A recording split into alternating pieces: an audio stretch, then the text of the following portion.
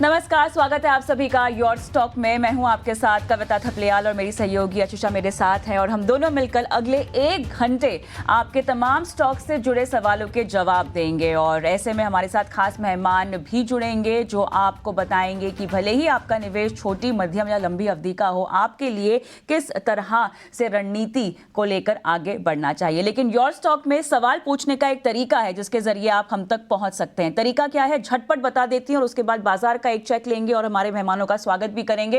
Your stock में सवाल पूछने के लिए आपको क्या करना है, आपको अपने सवाल हमें व्हाट्सएप कर देने हैं। नंबर आपकी स्क्रीन पे फ्लैश हो रहा है। इसके साथ साथ वो तमाम सोशल मीडिया प्लेटफॉर्म जहां पर हम आपके सवाल चेक करते हैं और शो में शामिल करते हैं वो भी फ्लैश हो रहे हैं। खासतौर से यूट्यूब पर अगर आप हमें देखते आए हैं लाइव इस वक्त, तो अपने सवाल यानी अपने स्टॉक का नाम, किस भाव पर आपने खरीदा है, कब तक आप उसको होल्ड करना चाहते हैं, ये तमाम बुनियादी जानकारियां जो हैं हमें दे दीजिए ताकि आपके सवालों को हमारे मेहमानों के सामने हम रख सकें। आज आपके सवाल के जवाब देने के लिए हमारे साथ रेलिगेयर ब्रोकिंग के रवि सिंह और हेंसेक्स सिक्योरिटीज के महेश ओझा जुड़ गए हैं।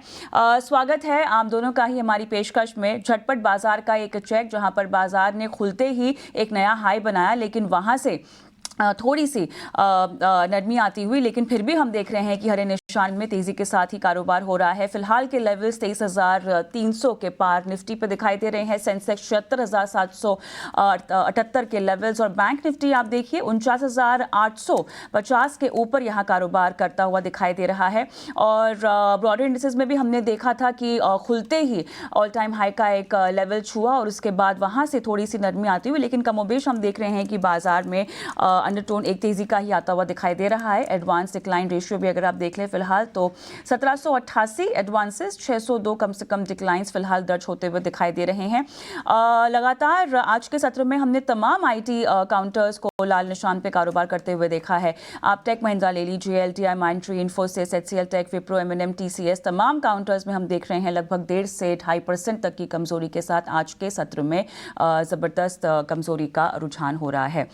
लेकिन अब इस तरह के बाजार में, क्योंकि उतार चढ़ाव भरा बाजार तो ये है ही, आपकी स्टॉक स्पेसिफिक रणनीति क्या होनी चाहिए, अपने सवाल लगातार हम तक पहुंचाइए। महेश ओझा मेरे साथ जुड़ चुके हैं, उन्हीं के साथ हम सवालों की शुरुआत भी करते हैं। Mahesh, good morning. और देखिए बाजार खुलते ही रिकॉर्ड हाई पर तो पहुंचा ही, लेकिन उसके बाद नरमी आती हुई हमने देखी है। अब बताएं यहाँ पर स्पेसिफिक सेक्टर्स जहाँ पर आज बाजार थोड़ा सा गोते खा रहा है, खासतौर से अगर हम आईटी से कुछ सेक्टर्स की बात करें, आप किस तरह से आज के बाजार की ओपनिंग को देखते हैं? नहीं, डेफिनेटली अभी तो पोर्टफोलियो एलोकेशन है गवर्नमेंट का, वो पेंडिंग है। तो कहीं ना कहीं पे बाजार में थोड़ी सी अवेयरनेस उस चीज को लेके थोड़ी सी पेंडिंग है कि कौन सा पोर्टफोलियो किस मिनिस्टर को एलोकेशन किया जा रहा है। तो वो एक थीम जो है उसके लिए बाजार थोड़ा सा वेट एंड वॉच के सिनेरियो में है। इधर आप देखिए पावर सेक्टर में थोड़ा ऑलरेडी अप मूव बन ही रहा है, सीमेंट सेक्टर में अप मूव बन ही रहा है, बैंकिंग में थोड़ा ट्रैक्शन है ही। तो ये एक कंसोलिडेशन है यहाँ पे। कोई अंटिल अनलेस 23,100 22,800 नीचे के लेवल में जो है ब्रेक नहीं करे तब तक कोई घबराने की जरूरत है नहीं। अपसाइड लेवल इंटेक्ट है। यहाँ से अगर थोड़ा सा अपसाइड बनता है 23,800 24,000 तक के लेवल जो है अपने को देखने को मिल सकते हैं। मार्केट फिलहाल एक वेटेड वॉच सिनेरियो में है। कौन सा पोर्टफोलियो कौन से मिनिस्टर को एलोकेशन किया जा रहा है और वो उनकी कमेंट्री क्या आती है, तो उसके लिए थोड़ा सा वेट एंड वॉच है। बाकी फर्दर मार्केट में अंडर करंट है ही। और यहाँ से भी अगर वैल्यू बाइंग देखे तो फार्मा में वैल्यू बाइंग की जा सकती है, सीमेंट सेक्टर में यहाँ से भी वैल्यू बाइंग की, जैसे कि जहाँ पे कोई बड़ा अभी तक ट्रैक्शन हुआ नहीं है। तो यहाँ पे एक फार्मा सेक्टर में अभी अभी के हिसाब से ध्यान रखा जा सकता है। सीमेंट सेक्टर ऑलरेडी ट्रैक्शन कर रहा है तो वहां पे ध्यान रखा जा सकता है। चलिए, तो बाजार की नजर एक्चुअली काफ़ी अहम पॉलिटिकल डेवलपमेंट्स पे है। पोर्टफोलियो विस्तार किस तरह से आगे बढ़ेगा, किस तरह से बांटा जाएगा, इसको बाजार एक बार जानना चाहता है। रवि सिंह भी हमारे साथ जुड़ चुके हैं। रवि, आपका भी स्वागत है। और हमारे दर्शकों ने भी सवाल पूछना यहाँ पर शुरू कर दिया है। उज्जीवन बैंक पर हितेश तिवारी का सवाल है और ये जानना चाहते हैं कि इन्होंने, ये कह रहे हैं लगभग 58 के भाव पे खरीदारी कर रखी है, बने रहे या निकलें? देखिए फिलहाल अगर उज्जीवन को यहाँ पर देखते हैं तो मुझे लगता है थोड़ा सा प्रॉफिट बुकिंग जरूर देखने को मिल रही है, लेकिन इन लेवल्स पर काटने की राय नहीं होगी।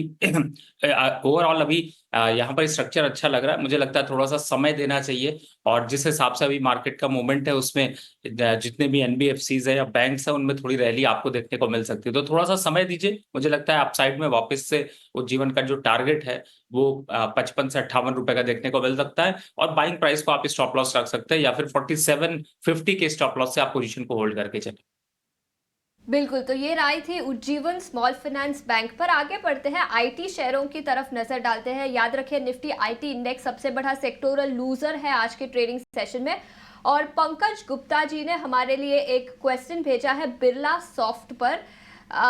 लाइव कॉलर है पंकज जी, हमारे साथ जुड़ चुके हैं। पंकज बताएं, बिरला सॉफ्ट के कितने शेयर हैं आपके पास और आपका टाइम होराइजन क्या रहेगा?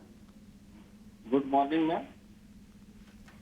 जी पंकज बताएं। 800 के रेट से जो है 350 शेयर है बिरला सॉफ्ट के, और मैं 6 महीना तक रुक सकता हूँ। ओके, तो 6 महीने का आपका टाइम होराइजन रहेगा। बिरला सॉफ्ट के 350 शेयर है आपके पास। महेश जी, सबसे पहले फंडामेंटल व्यू ही ले लेते हैं। आईटी सेक्टर में कमजोरी दिखी है पिछले कुछ क्वार्टर्स पर, लेकिन बिरला सॉफ्ट पर फंडामेंटली आपकी क्या राय बनती है? नहीं, डेफिनेटली काफी टाइम से अपन ने आईटी सेक्टर में एक प्रेशर बना हुआ देखा है, बट बिरला सॉफ्ट ने लोअर लेवल से काफी ट्रैक्शन अपसाइड में अभी करना चालू कर दिया है। और आप देखें कि अभी अगले आने वाले जो 1-2 क्वार्टर है, शायद हो सकता है कि ये आईटी सेक्टर के लिए थोड़ा अच्छा पोस्ट कर देवे, तो या वो हिसाब से लगता है कि ये अगले 6 महीनों में इनका टारगेट जो है कम से कम ये 800 तक के लिए या 780 या 770 तक के जो लेवल है कम से कम दिखा देवे, तो यहाँ से होल्ड करने की सलाह रहेगी। आप एक नीचे का ट्रेल जो स्टॉप लॉस है वो 610 रुपए का लगे, थोड़ा सा स्टॉप लॉस अपन नीचे का दे रहे हैं, नीचे का स्टॉप लॉस लगाइए, होल्ड करिए, थोड़ा टाइम देना पड़ेगा, इनके भाव आ जाएंगे, थोड़ा 1-2 क्वार्टर वेट एंड वॉच करिए। और राइट, शॉर्ट टर्म के लिए यूसुफ सिद्दीकी का सवाल मैं लूँगी। इंडियाबुल रियल एस्टेट 133 पे लिया है, डीबी रियलिटी इन्होंने 216 पे लिया है, और इनका जो व्यू है वो छोटी अवधि का बता रहे हैं। रवि, देखिए फिलहाल तो डीबी रियल्टी को पहले चर्चा कर ले तो अभी फिलहाल इसमें कोई बहुत बड़ा ट्रैक्शन नहीं दिखाई देता। 193 के पास चल रहा है, स्टॉक में कुछ खास यहाँ से अग्रेशन नहीं दिखाई दे रहा, तो मुझे लगता है कि पहली बात तो डीबी रियल्टी से आप पोजीशन को क्विट कर दें और इन लेवल्स पर एक बार को एग्जिट करें। दूसरा, आई बुल रियल की भी बात करें तो 134 चल रहा है, बहुत ज्यादा अपसाइड नहीं है। 136 और 138 या मैक्सिमम 140 के पास आके थक जाता है। इन दोनों काउंटर से यहाँ पर निकलने की राय है, लेकिन अब निकल कर जाएंगे कहाँ, चूंकि आप लग रहा है रियल एस्टेट के काफी अच्छे प्रेमी दिखाई दे रहे हैं, तो आपको रियल एस्टेट से इंफ्रास्ट्रक्चर की तरफ मूव कर देते हैं। पहला स्टॉक है यहाँ पर जीएमआर इंफ्रा, जिसकी तरफ आप जा सकते हैं, और दूसरा है हिंदुस्तान कंस्ट्रक्शन। इन दो शेयरों पे इनके प्राइसेस कम है, 87 और 40 रुपीज के पास चल रहे हैं। आईबुल के कंपैरिजन में या फिर डीबी रियल्टी के कंपैरिजन में अगर आप खरीदेंगे तो आप ज्यादा क्वांटिटी खरीद पाएंगे। किसी के पोर्टफोलियो को देखकर इस तरीके के स्टॉक पे अभी फिलहाल निवेश की राय ना रखें तो ज्यादा अच्छा है। मुझे लगता है कि आपको जीएमआर इंफ्रा या फिर एससीसी, इन दोनों में अपना पोजीशन स्विच करिए, और जो अभी यहां से देखते हैं तो आपको 20 से 25% का अपसाइड देखने को मिल सकता है। नया पोर्टफोलियो जैसा अभी पीछे बताया कि अभी अब पोर्टफोलियो यहाँ पर जो है वो गवर्नमेंट के डिसाइड हो रहे हैं, इधर उधर जा रहे हैं, तो उसका एक इम्पैक्ट जो है वो दिखाई देगा, तो ये स्टॉक्स चलते हुए नजर आएंगे, इनको ऐड करें। बिल्कुल, आगे बढ़ते हैं, कुछ और रेलवे स्टॉक्स पर नजर डालते हैं। याद रखें मोदी जी की दूसरे टर्म में रेलवे स्टॉक्स में काफी एक्शन दिखा था, और यूट्यूब पर एक व्यूअर ने आरवीएनएल पर क्वेश्चन भेजा है। उनको फ्रेश एंट्री करनी है और उनको ये जानना है कि क्या करंट लेवल्स पर फ्रेश पोजीशंस लिए जा सकते हैं आरवीएनएल पर। रवि जी, आपसे ही पूछना चाहूंगी, टेक्निकल्स पर अगर आरवीएनएल में किसी इन्वेस्टर को नए पोजीशंस लेने हैं तो क्या राय बनती है? देखिए आशीषा जी, इस समय जिस हिसाब से मार्केट मूवमेंट है, अगर रेलवे से आपने प्यार नहीं बढ़ाया तो आपके पोर्टफोलियो में प्रॉफिट का प्यार बिल्कुल नहीं दिखाई देगा, और इस समय सभी काउंटर्स में एक अग्रेशन दिखाई दे रहा है। आरवीएनएल थोड़ा सा अपसाइड पर है, 410 415 के लेवल दिखा सकता है, लेकिन मैं इसके साथ ये सजेस्ट करूंगा कि आप अपने पोर्टफोलियो में 3 से 4 स्टॉक्स रेलवे के ऐड करें, ना कि सिंगल स्टॉक।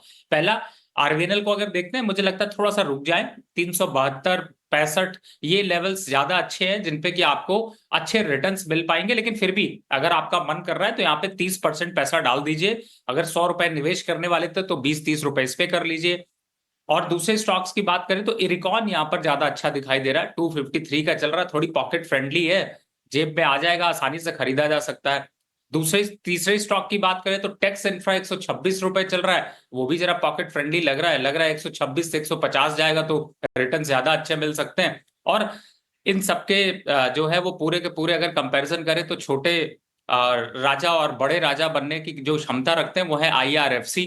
मुझे लगता है इसको 175 पे ऐड करना चाहिए, 210 205 के लक्ष्य देखने को मिल सकते हैं। तो बड़ा करिए पोर्टफोलियो, थोड़ा अग्रेशन के साथ ट्रेड करिए और प्रॉफिट का मजा लीजिए। फिलहाल जब तक अभी बजट का अनाउंसमेंट होगा तब तक ही आपको स्टॉक्स में प्रॉफिट अच्छा बनता हुआ नजर आएगा।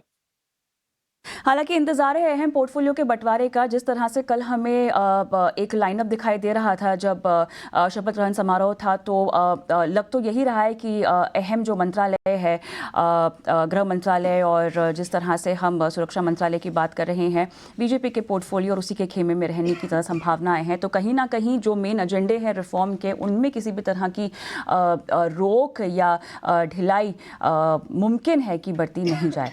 बहरहाल हमारे साथ दर्शक फोन लाइन पर अपूर्व नोएडा से हैं। अपूर्व नमस्कार, गुड मॉर्निंग, क्या हालचाल? गुड मॉर्निंग, मैं बढ़िया। बताइए कौन सा स्टॉक लिया है, किस भाव पर? ये बर्गर किंग लिया था 117.2 पे, 1000 क्वांटिटी। ओके, और तो आपका क्या करना है इसमें? आपका नजरिया? लॉन्ग टर्म का है।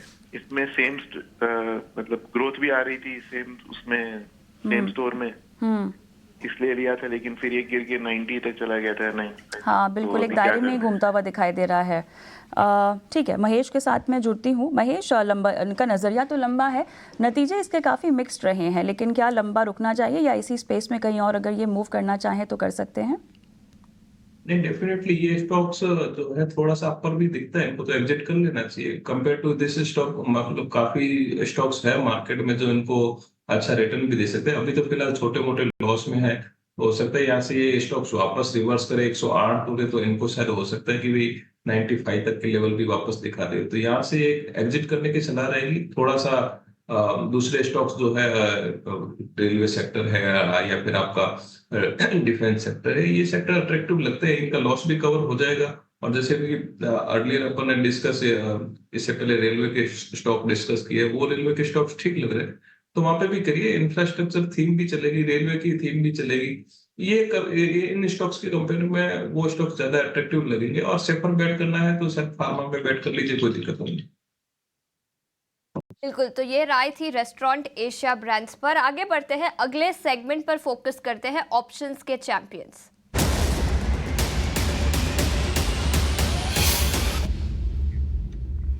और इस बीच हमारे साथ फिनवर्सिफाई की ध्वनि पटेल जुड़ चुकी है। ध्वनि, गुड मॉर्निंग, बताएं मार्केट पर क्या राय बनती है और स्टॉक स्पेसिफिक आइडियाज क्या रहेंगे फ्यूचर्स एंड ऑप्शंस की दुनिया में?